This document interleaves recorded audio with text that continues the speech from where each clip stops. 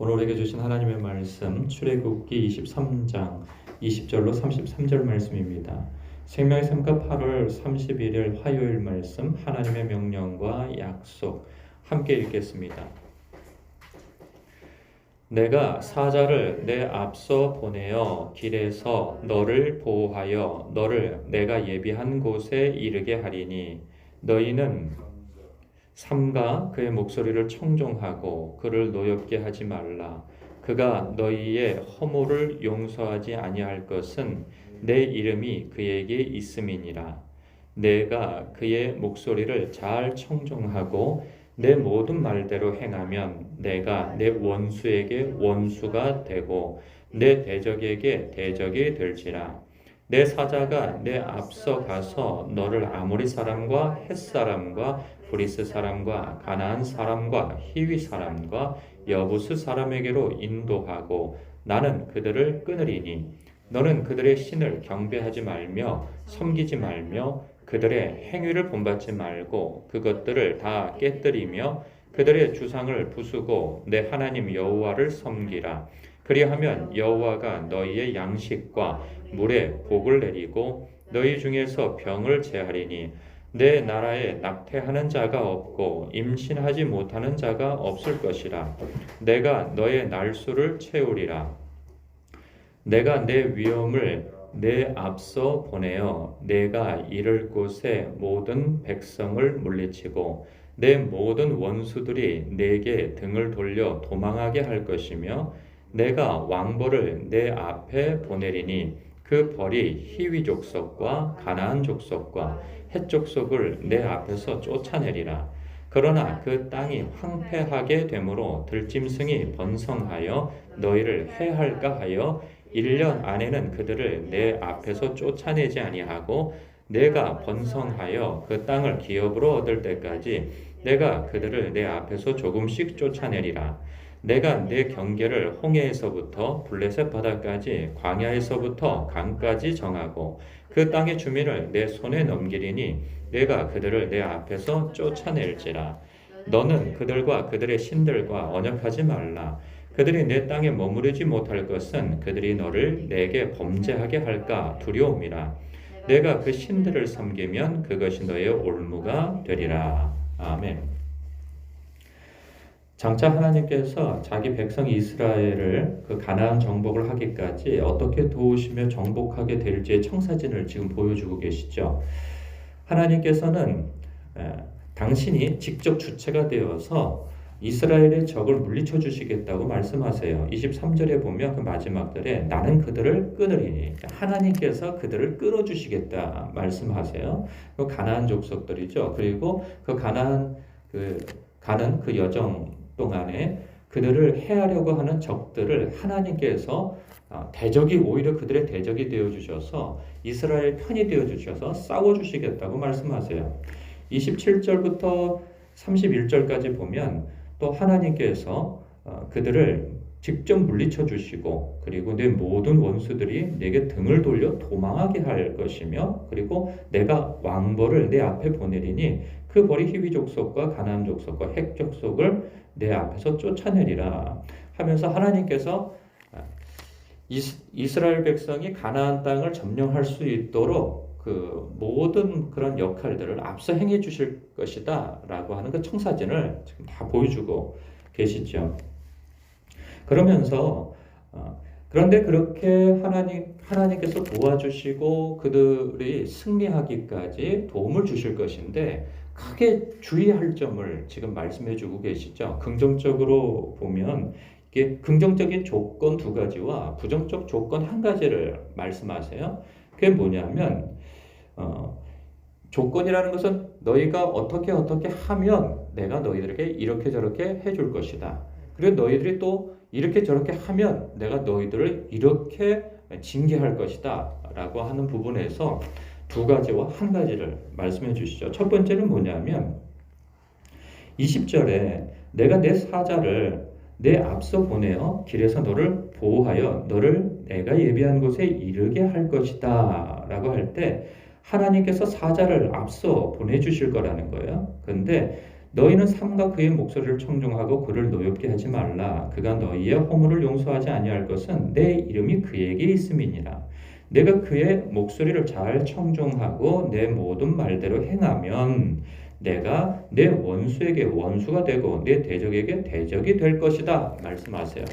그러니까 하나님께서 너희들 앞서 사자를 보낼 것이다. 그리고 너희들은 그의 말을 잘 듣고 따라야 한다. 순종해야 한다. 그 말씀을 하고 있죠. 그러면 여기서 언급되어진 사자는 누구냐라는 거죠. 사자는 그 구약 성경을 보면 하나님 이렇게 여호와 하나님께서 말씀하셨다 하면서 이렇게 선지자나 이렇게 하나님께서 택하신 누군가에게 말씀하실 때 보면 사실 하나님께서 직접 임하셨다기보다는 많은 부분에 있어서는 하나님의 사자가 대언을 하는 경우입니다. 그래서 주의 천사가 말씀을 대언하는 거죠. 그러니까 사자의 말은 곧 그 사자를 보내신 이의 의중과 똑같은 것이죠. 그렇기 때문에 너희는 그 사자의 말을 잘 들어야 된다 이 말씀을 하고 있습니다. 그런데요 여기서 보면 그 사자의 말을 잘 들어야 된다고 하는데 이 사자가 사람들의 눈에 보입니까? 보이지 않아요. 보이지 않고 언제 주로 보이냐면 거의 눈에 띄지 않습니다. 이렇게 민수기나 여호수아서를 보면 각각 한 번씩 나와요. 어느 때냐면 그 모압을 지나치려고 할 때 모압 왕 발락이 두려움을 갖고 이렇게 발람을 찾아가죠. 발람한테 이스라엘 백성들을 저주해달라고 청탁을 하니까 그가 거절하고 나섭니다. 그러니까 계속 청탁을 하니까 결국은 그가 그 뇌물에 마음을 빼앗겨서 이스라엘을 저주하러 이렇게 가죠. 그때 나귀를 타고 가다가 만난 이가 누구냐면 그러니까 하나님의 군대 장관을 만납니다. 그러니까 천사를 만나죠. 그때 한 번과 또 이제 가나안 땅을 입성할 때 여호수아가 이렇게 전투에 임하기 직전에 여호와의 군대 장관을 또 만나게 되어지죠. 그러면서 어떤 메시지를 전달받게 되어집니다. 그러니까 이런 경우를 제외하고는 이스라엘 백성들이 여호와 하나님의 사자를 만날 일이 없습니다. 그러니까 그것도 아주 지극히 이렇게 어떤 특정한 사람에게만 이렇게 말씀이 전달되어지고 그 전달되어진 말씀이 이제 백성들에게 전해지는 그런 패턴인데 그러면 이런 경우 이스라엘 백성들은 어떻게 이 사자에 대해서 어떤 반응을 가져야 되겠느냐라는 거죠. 그러니까 이 당시에는 하나님께서는 모든 백성에게 일괄적으로 말씀하지 아니하시고 지도자 모세나 여호수아 이렇게 말씀하신다는 거죠. 그럴 때 그 말씀을 잘 따르라 하는 그러한 메시지가 되는 것입니다. 그러니까 하나님의 사자는 천사와 그 천사의 말을 듣는 지도자를 동일시하고 계시는 거죠. 그런 점에서 이 본문에서는 지도자의 그 영도력을 잘 순종하고 따르라 하는 그 말씀을 하고 있습니다. 그럼 오늘날 이 말씀을 우리가 어떻게 받아야 될 것이냐라는 거죠. 그러면 지도자라면 교회의 지도자면 담임 목사일 수 있고 뭐 전도사님이나 교육자들일 수 있는데 그들의 말을 하나님의 말씀처럼 따르라 하는 그런 말씀일까요? 그럴 수도 있지만 꼭 그런 말씀은 아닙니다.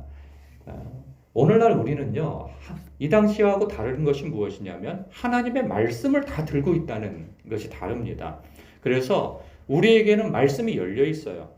그래서 우리가 우리의 손을 펼쳐서 성경을 펼쳐 읽을 수 있는 기회가 우리에게 주어진 것이죠. 그렇기 때문에 말씀 대신 주님이 우리에게 언제나 함께 하시고 성령으로 그리고 우리는 그 말씀으로 인하여서 주님 앞에 얼마든지 귀 기울일 수 있는 기회가 열린 것이죠.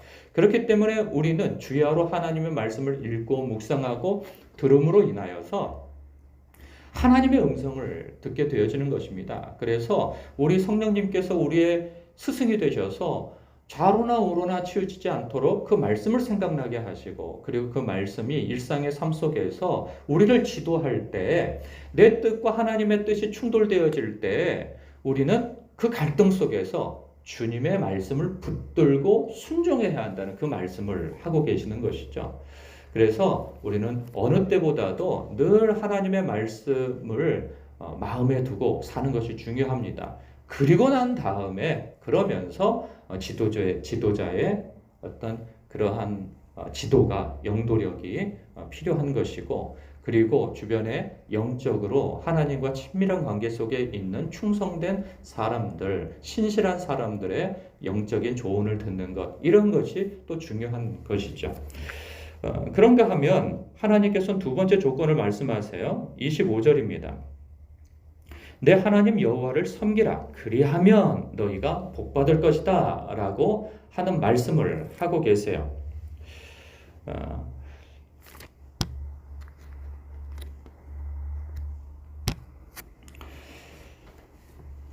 내 하나님 여호와를 섬기라. 그리하면 여호와가 너희의 양식과 물의 복을 내리고 너희 중에서 병을 제하리니 내 나라에 낙태하는 자가 없고 임신하지 못하는 자가 없을 것이라. 내가 너의 날수를 채우리라. 그러니까 하나님께서 복을 주시고 가나안 땅을 점령하는 데 있어서 가장 조심해야 할 것은 또 무엇이냐? 그건 바로 내 여호와 하나님만을 섬겨라. 그 말씀을 하고 계세요. 왜 이 말씀을 하시는가? 사람들은 결국은 눈앞에 그 기적을 보고도 어떻게 하나님만을 안 섬길 수가 있겠는가? 라고 생각하지만 사람은 유혹에 약합니다. 많은 그리스도인들도 마찬가지예요. 교회를 다니는 사람들 가운데 많은 사람들이 이렇게 그런 얘기들이 있지 않습니까? 점집을 드나든다. 또 어떤 목회자들도 역시 그러하고 어느 지역에 교회를 이전하는 것이, 어느 지역에 교회를 세우는 것이 좋겠습니까? 가서 점집에 가서 물어보는 행태들이 있고, 일전에 말씀드렸다시피 점집에 간다는 거예요. 그 김갑수 씨가 그런 얘기를 하지 않습니까? 자기 어머니가 교회를 열심히 다니시는데 평생 다니시는데 금요 철학, 수요 예배 할 것도 없이 다 가시는데 결정적인 순간에는 점집에 간다는 거예요. 그래서 그 무당한테 물어본다는 거죠. 그러니까 그 김갑수 씨는 그 방송에는 교회 안 다니고 신앙생활을 안 하는데 어머니를 보면서 이렇게 풍자하는 거죠. 그러면서 무슨 교회를 다닌다고, 무슨 신을 믿는다고 그러느냐라는 거죠. 세상 사람들도 그렇게 본다는 거예요. 그러면 예수 믿는 사람들이, 하나님 믿는다고 하는 사람들이 왜 그러는가 보면, 하나님께 시선을 두지 못할 때, 온전히 시선을 두지 못할 때 그 시선은 어디로 가냐 하면 나를 두렵게 하는 것들의 시선을 빼앗기게 된다는 거죠. 사람이 살 때 여기서 언급하자면 이걸 왜 양식과 물과 병과 임신 이러한 것들을 말씀하시겠어요? 사람들은 내일 일을 모르는 거예요. 그리고 내일 일을 모를 때에는 이러한 두려움이 엄습해오는데, 그 두려움은 먹고 사는 문제, 양식, 그리고 물, 질병, 이 당시에 의술이 발달하지 못했잖아요. 그럼 병들면은 대개는 죽는 겁니다. 그랬을 때 두려움이 오는 거죠. 임신의 문제도 마찬가지예요. 그런데 이 당시에는 먹고 사는 문제, 농사 짓고, 그리고 물에 관련된 것, 질병에 관련된 것, 이것이 다 신과 연결되어져 있습니다. 그들이 사는데. 그럴 때 여호와 하나님이 빨리 이 문제를 해결해 주지 않는다고 여길 때 사람들은 그 두려움 속에서 시선을 그 신들에게로 가게 되어지는 거죠. 빨리 문제를 해결하고 싶은 마음에. 그래서 이 농사의 신에게 가서 절을 하고, 그리고 제사를 지내고, 그리고 농사를 짓기 위해서 물이 필요한데 하늘의 신에게 또 기도를 해가지고 비가 오게 하며, 질병에 걸렸을 때, 내 사랑하는 사람이 위급한 상황에 걸렸을 때 하나님께서 빨리 고쳐주시지 않는다고 생각한 무당을 찾아가서 무엇인가를 하려고 하는 유혹을 받게 되어지는 거죠. 그리고 내가 오늘날 같은 경우에는 내일이 두렵고 막막하고 노후가 막막할 때 사람들은 어디를 의지하게 되냐면 물질, 돈에 의지하게 되어지는 거죠. 그렇게 해서 돈만이 나를 지켜줘 하는 것이 세상 사람들이 가지고 있는 신관 아니겠어요? 그럴 때, 그러면 세상 사람만 그러느냐? 그렇지 않다는 거죠. 누구나가 다 마찬가지죠. 우리의 시선이 하나님께 고정되어져 있지 아니하면 얼마든지 우리는 그 두려움으로 마음을 빼앗겨 은밀히 포장되어진 우상에게 유혹받아 넘어갈 수 있다는 것이죠. 그것이 물질이 됐든 아니면 하나님 외에 무엇인가 나를 도와줄 수 있을 거라고 생각하는 그 무엇의 마음을 빼앗긴다는 거죠. 가서 직접 섬기지 않는다 할지라도 그것이 나를 사로잡아서 하나님께 마음을 다하지 못하는 그러한 악영향에 빠질 수 있다는 것입니다. 그렇기 때문에 우리는 아까 첫 번째, 사실 이제 두 번째는 세 번째 부정적인 조건과 연결되어져 있어요. 33절에 보면 그들이 내 땅에 머무르지 못할 것은 그들이 너를 내게 범죄할까 두려움이라 내가 그 신들을 섬기며 그것이 너의 올무가 되리라. 그러니 하나님께 시선을 고정하지 못하면 결국은 그 차선이 되어지는 무엇인가를 사람은 붙잡게 되어진다는 거죠. 그러면 그것이 너희의 덫이 된다는 그 말씀을 하고 있습니다. 그러면 너희들은 오히려 그것을 붙잡아 너희들의 삶을 윤택하게 하려고 하는 목적 속에서 그렇게 하지만 결국은 그것이 너희들의 덫이 되어져서 너희를 멸망에 빠지게 한다. 그 말씀을 하고 있습니다. 이 말씀은 오늘날도 우리가 붙잡아야 하는 말씀인 것이죠. 우리의 삶은 역시나 천성을 향해서 걸어가는 이스라엘 백성들이 가나안 땅의 여정을 걸어가는 것처럼 우리도 천성을 향해서 걸어갈 때 우리를 유혹하여서 우는 사자가 삼킬 자를 찾아 두루 헤매는 것처럼 악한 마귀가 이 믿는 자들을 실족해 하기 위하여서 끊임없이 우리의 마음을 뒤흔들려고 한다는 거죠. 그럴 때 우리가 해야 할 것은 무엇이냐?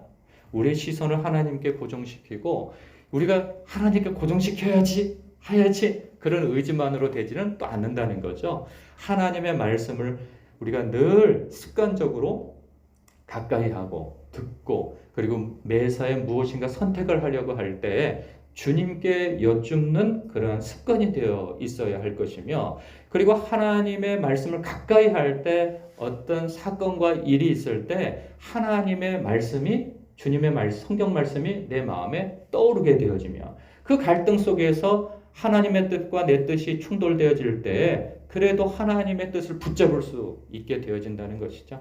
그래서 여러분 하던 대로 하시면 되겠습니다. 역시나 여러분들의 지금껏 늘 하나님의 말씀을 가까이 하고 그리고 청종하여 듣고 그리고 하나님께 시선이 고정되어 계시니 이 새벽에 주님 앞에 나와 이렇게 주님을 붙들며 기도하고 그렇게 생활하지 않습니까? 여러분 하시던 대로 쭉 하십시오. 그러면 여러분의 삶에 복이 있을 것입니다. 기도하겠습니다.